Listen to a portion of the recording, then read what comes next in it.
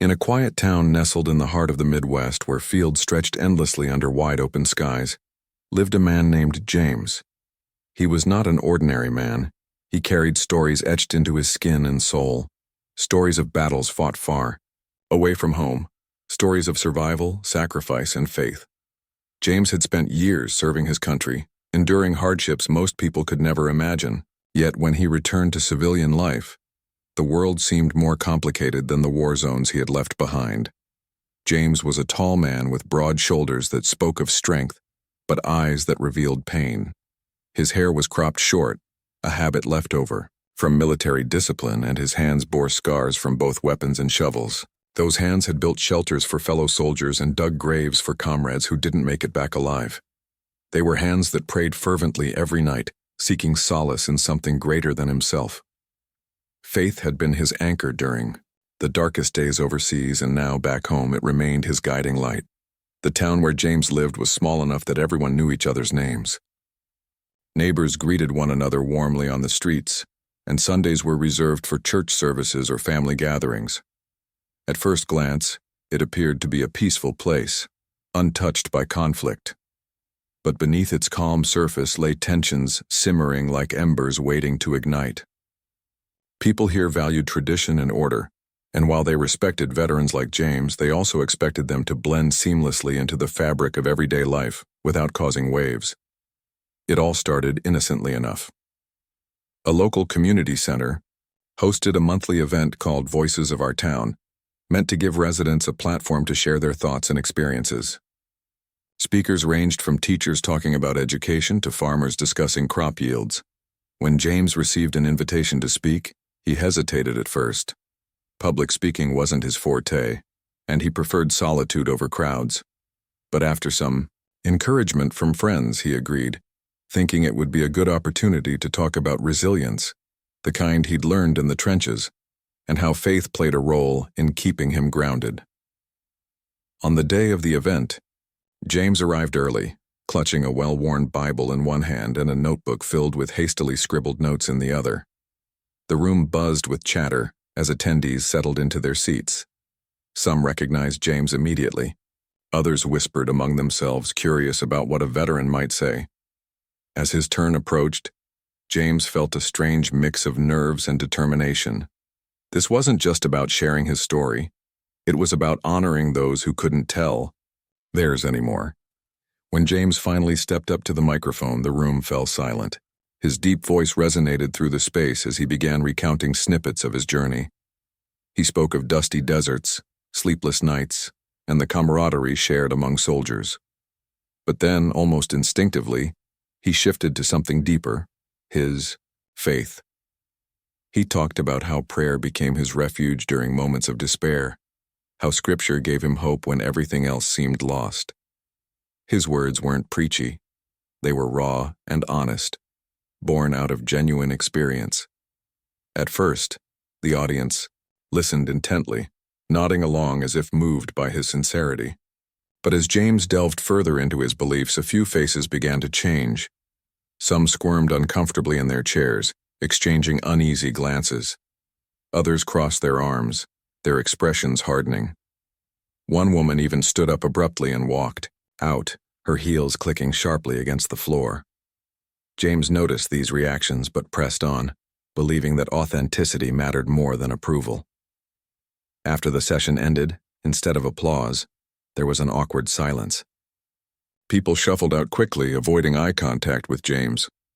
Later that evening, as he sat alone in his modest apartment, replaying the events in his mind, he wondered if he'd said too much. Had he crossed an invisible line? In the days that followed, whispers turned into murmurs, and murmurs grew louder until someone filed a formal complaint against him. The accusation? That James had violated the spirit of inclusivity by making others feel excluded due to his religious remarks. News of the complaint spread rapidly through the town, dividing opinions. Some defended James, arguing that freedom of speech allowed him to express his views openly. Others sided with the complainant, insisting that public forums should remain neutral spaces free of any potentially divisive topics. Caught in the middle of this storm, James found himself summoned to court. The judge overseeing the case decided that for the matter to be resolved, James needed to issue a formal apology, not just privately, but publicly in front of the entire courtroom. Standing outside the courthouse on the morning of the hearing, James felt a knot tighten in his stomach. Clutching his Bible tightly, he thought about the irony of the situation. Here he was, a man who had risked his life defending freedoms, now being asked to apologize for exercising one of those very freedoms. The weight of the moment pressed heavily on him, yet amid the anxiety, a flicker of resolve began to burn within. Whatever happened inside that courtroom, James vowed silently to himself. He wouldn't let fear dictate his actions. The courtroom was filled with an air of anticipation as James walked in, his boots echoing softly against the tiled floor. Rows of wooden benches lined either side of the room, occupied by curious townsfolk who had come to witness the unusual case. Some were there out of genuine concern, while others simply wanted to see how the drama would unfold. The atmosphere felt heavy, as though the walls themselves were holding their breath. James took his seat beside his attorney, a kind but weary man named Mr. Carter, who had volunteered to represent him pro bono. As the judge entered, everyone rose to their feet. Judge Thompson was known for being strict and no-nonsense, a reputation that preceded him throughout the county. His sharp gaze swept across the room before settling on James.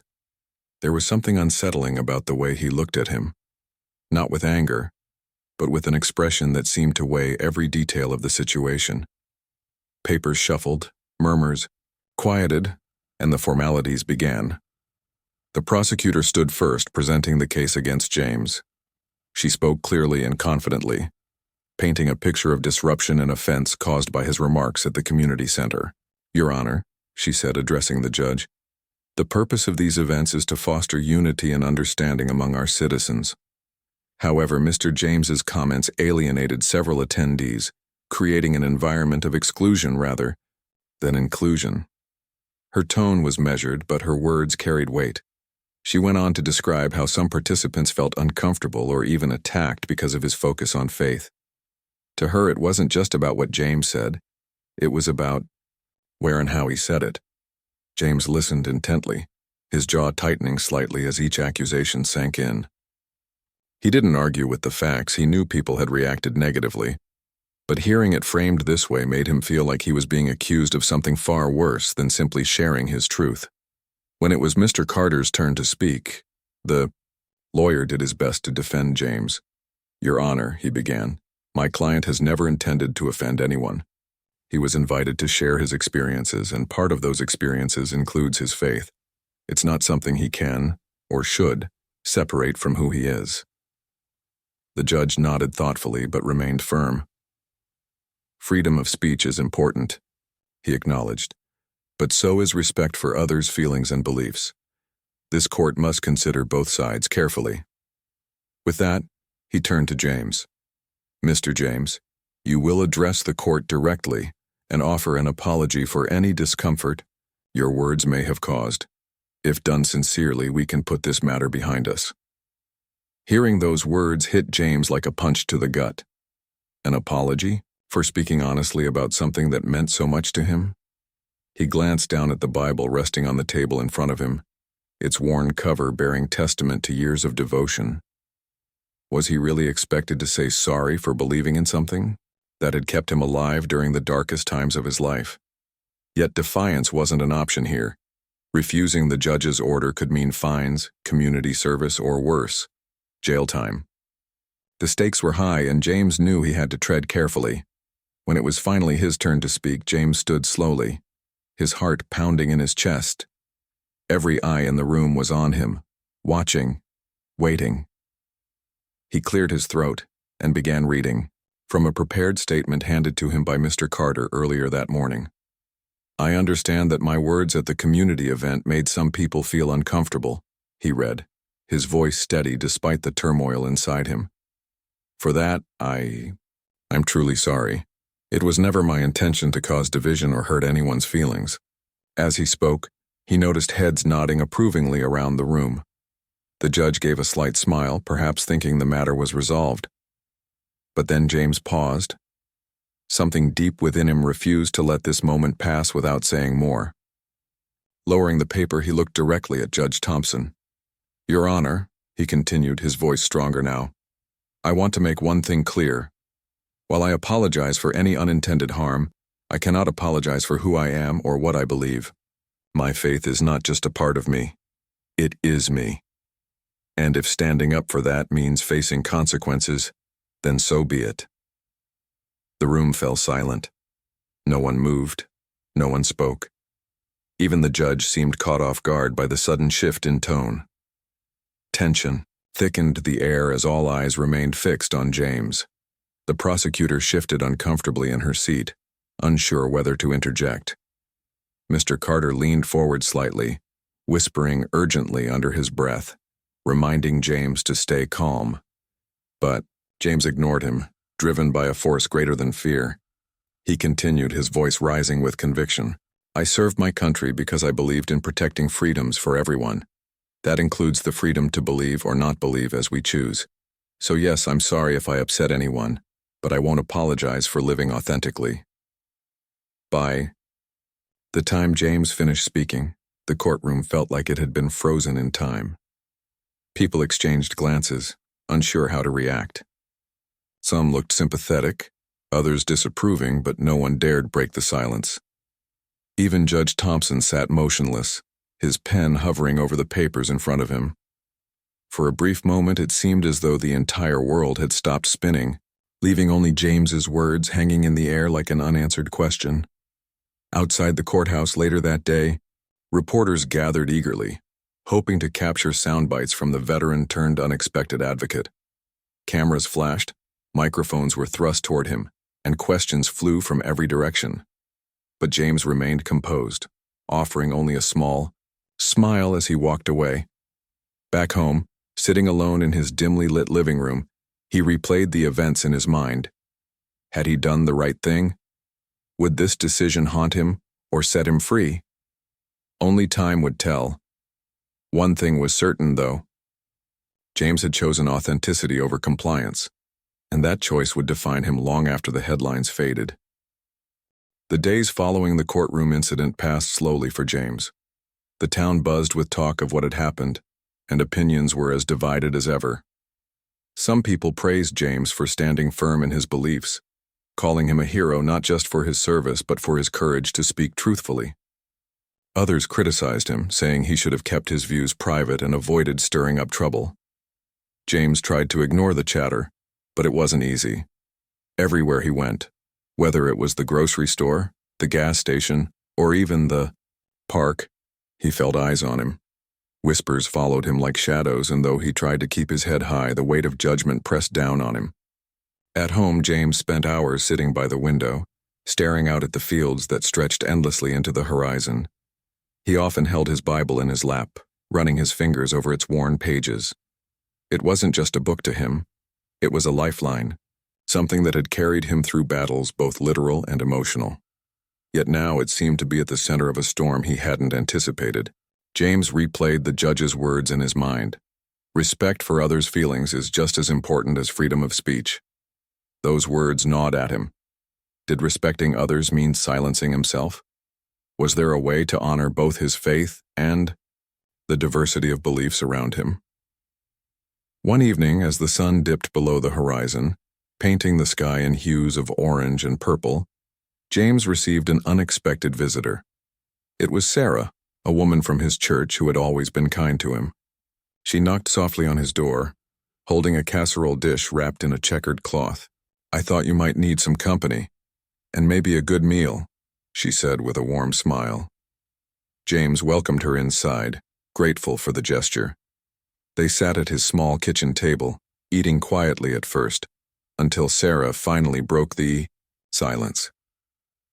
"You know, James," she began gently, "not everyone understands what you're going through.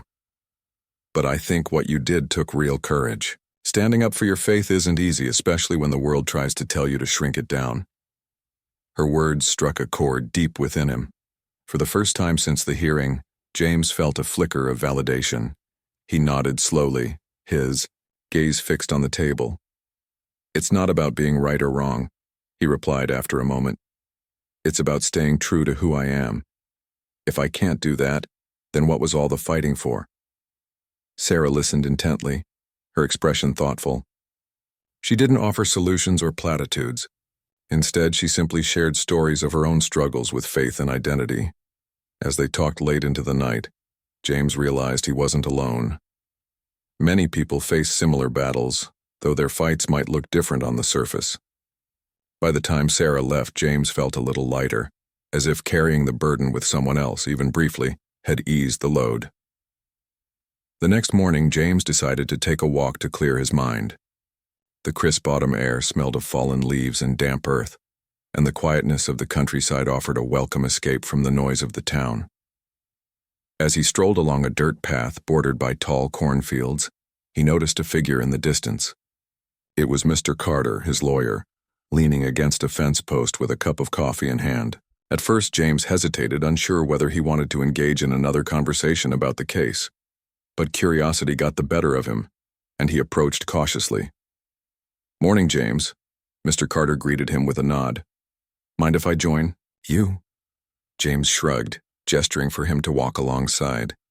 They moved in silence for a while, the only sound coming from the crunch of leaves beneath their feet. Finally, Mr. Carter spoke. "You handled yourself well in court," he said. "Better than most would have under the circumstances." James glanced at him sideways, surprised by the compliment. "But let me ask you something," Mr. Carter continued. "Do you think this fight is worth it? Not legally, I mean personally. Are you prepared for the consequences, whatever they may be?" James stopped walking and turned to face him. The question caught him off guard, not because it was unexpected, but because it forced him to confront his own motivations. Why was he fighting so hard? Was it pride? Stubbornness? Or was it something deeper? A desire to protect not just his faith, but the principles he believed in? After a long pause, he answered quietly, "I don't know if I'm ready for the consequences. But I do know this. Living a lie would be worse than any punishment they could give me." Mr. Carter studied him for a moment, then gave a slow nod. "Fair enough," he said. "Just remember, standing your ground doesn't mean you have to stand alone. There are people who support you even if they don't say it out loud."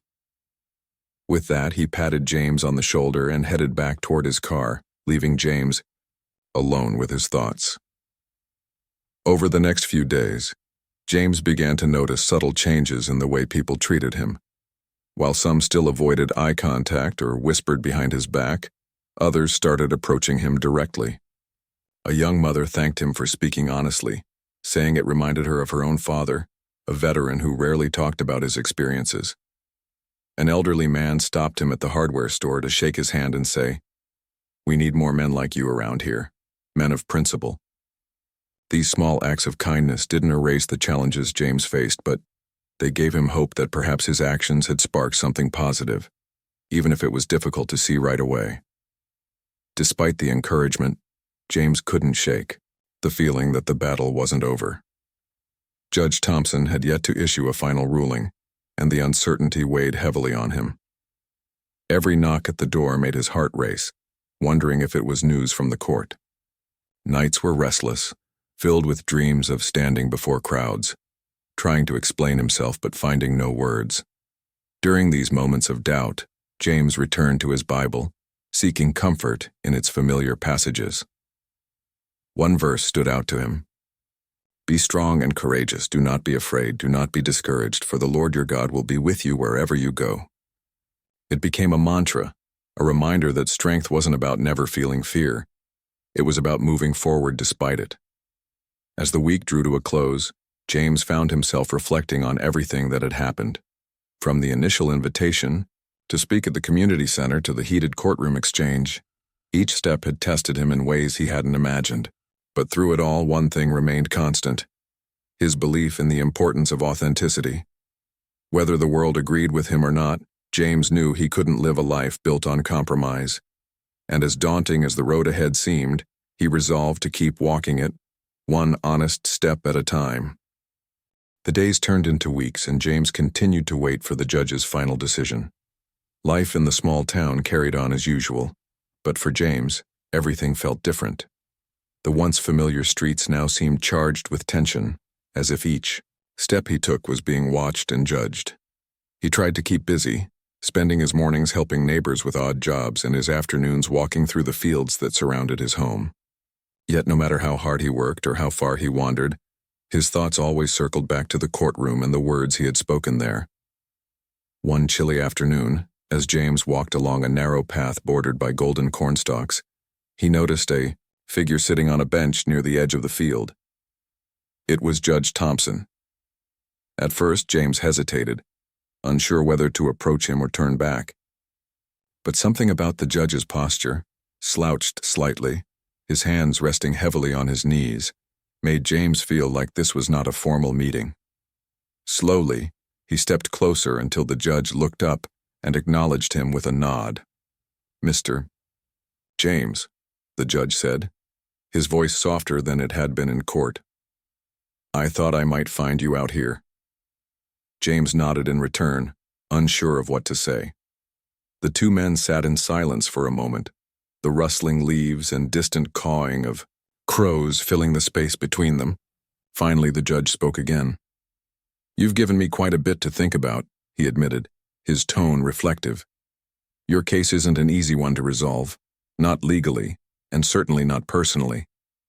James listened carefully, sensing that this was more than just idle conversation. "I didn't mean to cause trouble, Your Honor," he said cautiously. I guess I wanted people to understand where I'm coming from."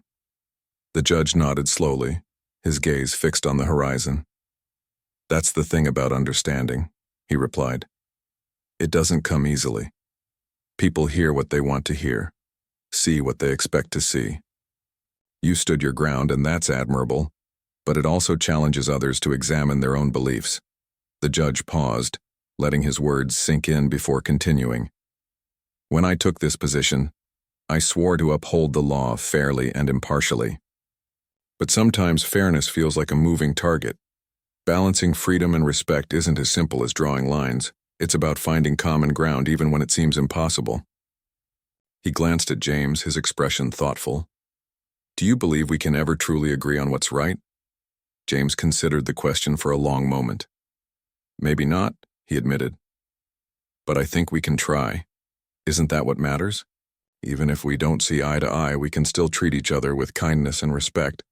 That's what my faith teaches me. To love others, even when it's hard."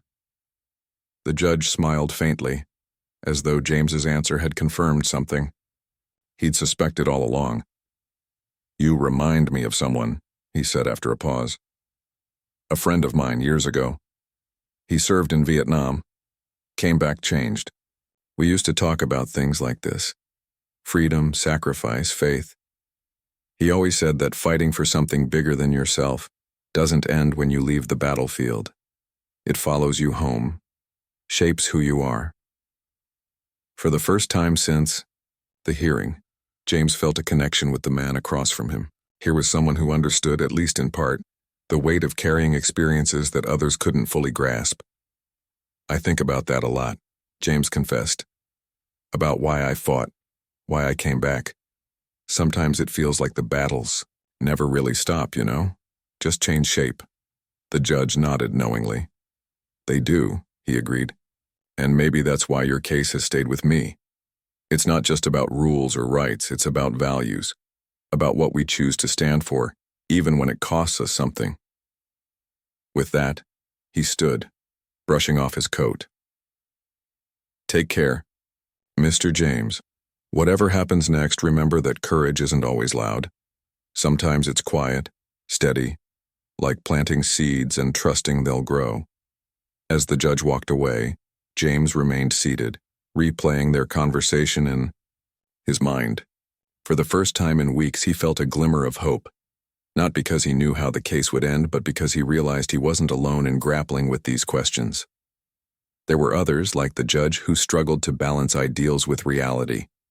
And perhaps, James thought, that struggle was part of what made humanity so complex and so beautiful. Later that evening, as dusk settled over the town, James attended a small gathering at the local church. It wasn't a formal service, just a group of friends and neighbors coming together to share stories and prayers. Sarah was there, along with a few others who had supported him during the ordeal. As they sat in a circle passing around cups of tea and plates of cookies, someone asked James how he was holding up. "I'm okay," he replied honestly. "Some days are harder than others, but I'm learning to trust myself, to trust God, and to trust that things will work out, even if I don't know how yet." His words brought nods of agreement from those around him. One elderly woman reached out to pat his hand. "We're proud of you, James," she said softly. "Not because you're perfect, but because you're real. That's rare these days." After the gathering ended, James lingered outside the church, staring up at the star-filled sky. The cool night air wrapped around him like a comforting blanket, and for the first time in a long while he felt at peace. He thought about the judge's words, about planting seeds and trusting they would grow. Maybe that was all any of us could do. Sow kindness, speak truthfully, and leave the rest to time and faith. The next morning, James received a letter in the mail. It was from the courthouse, bearing the official seal. His heart raced as he opened it, bracing himself for whatever news lay inside. The document was brief, stating that Judge Thompson had dismissed the case due to procedural reasons. No explanation was given. No further action required. James read the letter twice, then set it down on the kitchen table, feeling a mix of relief and disbelief. He wasn't sure what to make of the outcome. Was it a victory? A compromise? Or simply a way to avoid further conflict? Whatever it was, James knew one thing for certain. He had stayed true to himself throughout the entire ordeal. And that, more than anything, gave him a sense of accomplishment. Over the following days, life in the town began to settle back into its usual rhythm. People still talked about James and the controversy, but the intensity had faded. Some approached him to apologize for doubting him, while others avoided him altogether. James accepted both reactions with grace, knowing that healing took time for everyone involved. One sunny afternoon, as James worked in his garden, a young boy from the neighborhood stopped by to say hello. The child held out a handmade card, decorated with colorful drawings and the words, "Thank you for standing up." James knelt down to accept it, his throat tightening with emotion. In that moment, he realized that his actions had planted seeds of courage and conviction in ways he might never fully understand. And though the road ahead would undoubtedly have its challenges, James knew he was ready to face them, one honest step at a time. The weeks that followed the dismissal of James's case brought a strange sense of calm to his life. The tension in the town began to ease, though whispers still lingered like the last remnants of a storm. People went about their routines, tending to farms, running errands, and gathering at the local diner for coffee and gossip. For James, however, the quiet moments allowed him to reflect on everything that had happened.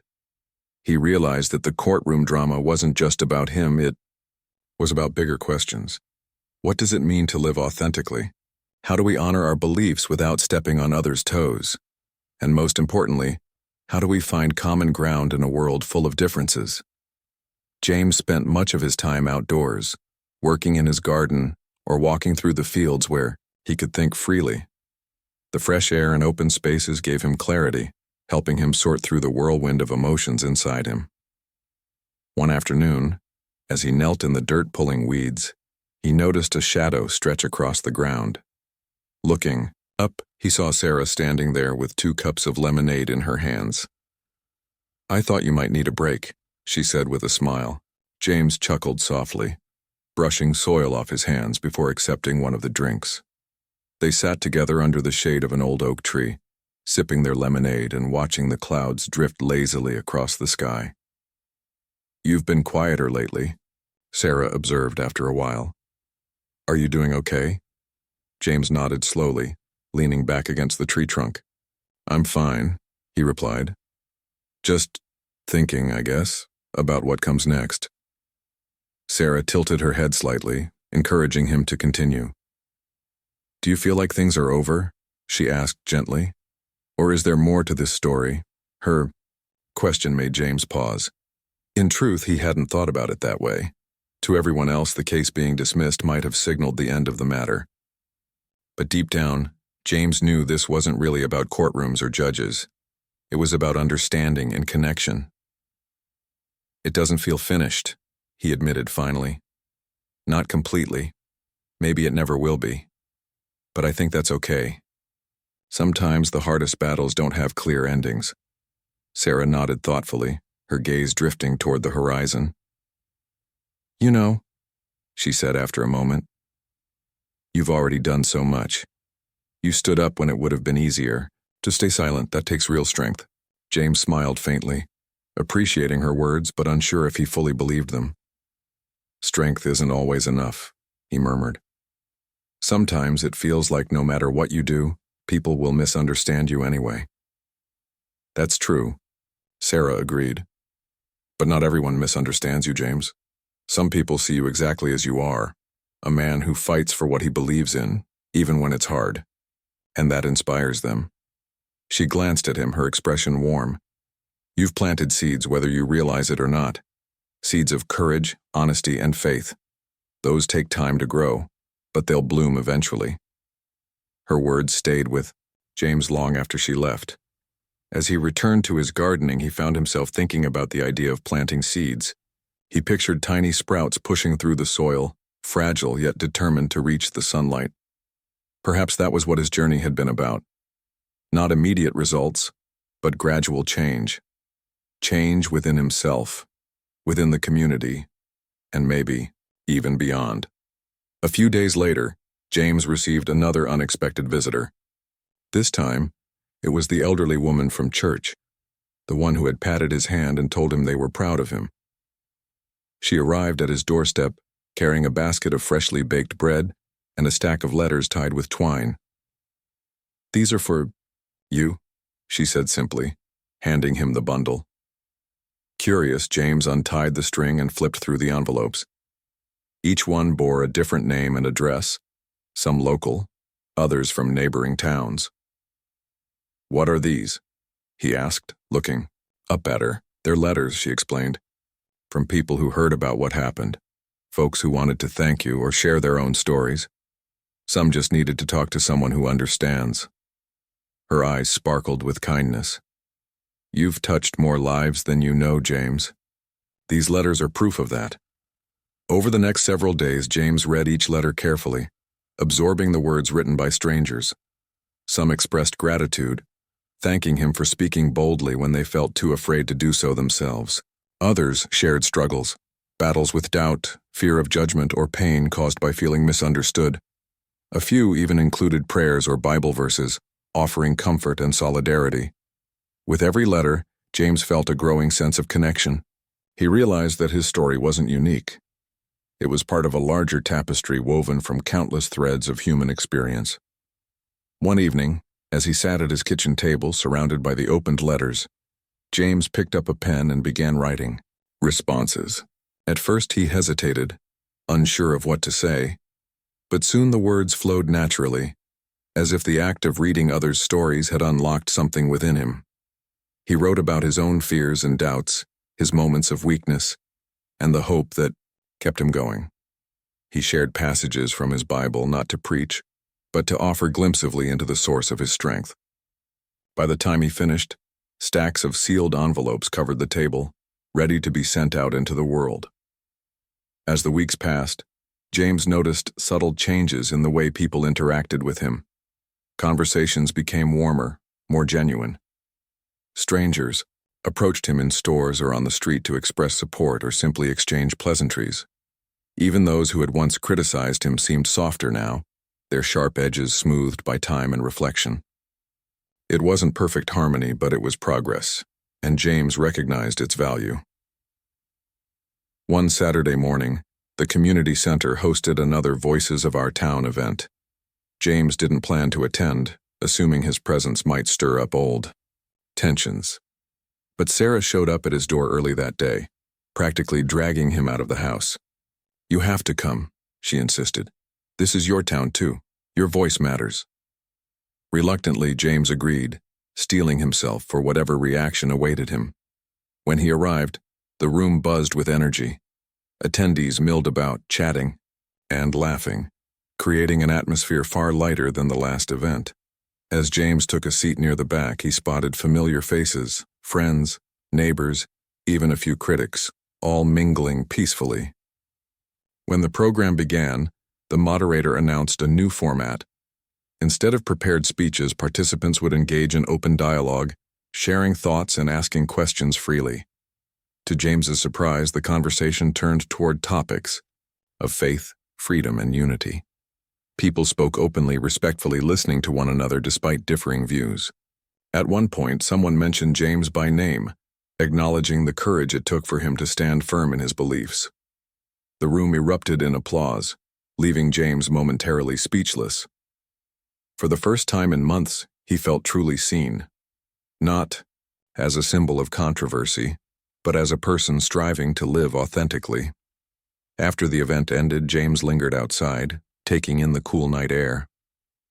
The stars twinkled above, vast and infinite, reminding him of the bigger picture. Life wasn't about winning arguments or proving points. It was about connection, growth, and learning to coexist despite differences. As he walked home under that starlit sky, James carried a renewed sense of purpose. Whatever challenges lay ahead, he knew he could face them, not alone, but alongside others who dared to seek understanding in a complicated world. The months that followed brought a sense of renewal to James's life. The controversy that had once dominated conversations in the town began to fade, replaced by quieter, more meaningful interactions. People still remembered what had happened, but their focus shifted from division to healing. James found himself at the center of this shift, not because he sought attention, but because his story had sparked something deeper within the community. It was as if the seeds he had unknowingly planted were finally beginning to sprout. One crisp autumn morning, James decided to visit the local cemetery. He often went there to pay respects to fallen comrades whose names were etched into weathered headstones. This time, however, he carried a small notebook with him, filled with reflections and lessons he had gathered over the past year. Sitting on a bench near the entrance, he opened the notebook and began writing. His words weren't polished or poetic. They were simple truths drawn from his experiences about faith, courage, and the importance of staying true to oneself. He wrote, "A young boy approached him hesitantly. It was Tommy, the same child who had given him the handmade card months earlier. 'Hi, Mr. James,' Tommy said shyly, clutching a sketchpad in his hands. 'I made this for you.' He handed over the pad, revealing a drawing of James standing tall under a bright sun, surrounded by smiling faces. Beneath the picture, Tommy had written in bold letters, 'Thank you for being brave.' James felt a lump rise in his throat as he accepted the gift. 'This is amazing, Tommy,' he said softly, ruffling the boy's hair. 'You're very talented.' Tommy beamed with pride before running off to join his friends playing nearby. Watching him go, James realized how much impact even the smallest acts of kindness could have. That single drawing reminded him why he had fought so hard, not just for himself but for future generations who deserved a world where authenticity was celebrated rather than feared. Later that week, James attended a town meeting held at the community center. These gatherings were usually mundane affairs, focused on budgets, road repairs, and other practical matters. But this time, the agenda included a special item, a proposal to create a unity garden in the heart of the town. The idea came from Sarah and a few others who had been inspired by James's journey. They envisioned a space where people could come together to reflect, share stories, and grow plants symbolizing diversity and resilience. When the proposal was presented, all eyes turned to James. Though he hadn't been involved in planning the project, it was clear that his actions had paved the way for such an initiative. When asked for his thoughts, James stood slowly, feeling the weight of everyone's expectations. "I think it's a wonderful idea," he began, his voice steady. "A garden grows best when different plants support each other, just like us. We don't have to be the same to thrive together. Sometimes we just need to give each other room to grow." His words earned applause, not just polite clapping but genuine appreciation. After the meeting ended, several people approached him to express their gratitude. One woman, whose son had served overseas, hugged him tightly, tears streaming down her face. "You remind me of my boy," she whispered. "He came back changed too. I wish he'd had someone like you to talk to back then." James didn't know what to say, so he simply held her hand for a moment, offering silent comfort. In the weeks that followed, work on the Unity Garden began. Volunteers from all walks of life pitched in, digging soil, planting flowers, and building benches. James joined them whenever he could, finding joy in the shared effort. As the garden took shape, so did a new spirit in the town. Neighbors who had once avoided each other now worked side by side, exchanging stories and laughter. Children played among the rows of budding plants, while elders shared wisdom passed down through generations. The garden became more than just a physical space. It was a living testament to the power of connection. One sunny afternoon, as James watered a patch of daisies, Judge Thompson appeared unexpectedly. He walked slowly, leaning on a cane, and greeted James with a nod. "It looks good," he said, gesturing to the garden. "You've done well here." James smiled, surprised by the compliment. "We all did," he replied. "This wasn't just my doing. It belongs to everyone." The judge nodded thoughtfully, his gaze lingering on the colorful blooms. "You know," he said after a pause, "when I dismissed your case, I wasn't sure if it was the right decision. But seeing this, it makes me think maybe justice isn't always about rules. Sometimes it's about giving people a chance to find their own answers." He turned to James, his expression softening. "I'm glad things worked out for you." James felt a surge of gratitude toward the man who had once seemed so distant and unyielding. "Thank you, Your Honor," he said sincerely. "For everything." The judge gave a slight smile before walking away, leaving James alone with his thoughts. As the seasons changed, so did James. He no longer felt weighed down by the burdens of the past. Instead, he embraced the present, cherishing the relationships he had built and the lessons he had learned. He continued to write in his notebook, filling its pages with stories of hope and resilience. Eventually, he shared those writings with others, turning them into a small book distributed at the church and community center. To his surprise, the book resonated deeply with readers, inspiring many to reflect on their own journeys. On the first anniversary of the Unity Garden's completion, the town gathered for a celebration. Music played, food was shared, and laughter filled the air. At the center of it all stood James, surrounded by friends old and new. As the sun set, casting golden light over the vibrant flowers, someone handed him a microphone. "Say a few words, James," they urged. Hesitant at first, James stepped forward, gripping the mic tightly. "I never imagined I'd be standing here today," he began, his voice trembling slightly. "A year ago, I felt lost, unsure of whether speaking my truth was worth the cost. But now, looking around at all of you, I know it was.